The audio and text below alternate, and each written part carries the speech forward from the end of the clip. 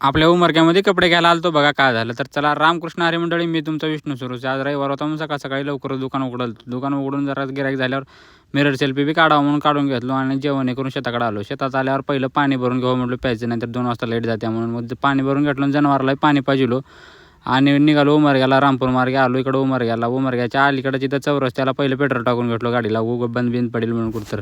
आता उमरग्यात आला म्हणल्यावर आता थोडी खाऊन आपल्याला ट्रॅफिक लागते बघा. इथं ट्रॅफिकमधून आलो इकडं उमरग्यात शिवाजी चौकात. इथं तुम्हाला तर माहिती आहे की इथं चांगली दुकान आहेत म्हणून आलतो. इथं तर एका दुकानात आता नाव नाही घेणार, पण तुम्ही गुगल करून बघा, सांगतो तुम्हाला. इथं कपडे काय इथं चांगले पोरगं चांगले कपडे दाखवून नाही गेलं. तर मग मी म्हणलो सर रे भाऊ बाजूला, म्हणलो मी कपडे बघतो चेक करून घेतो म्हणलो आणि घेतलो कपडे. आणि इथं आपलं चप्पल बी 9-11 केलं तर कुत्र्यांना.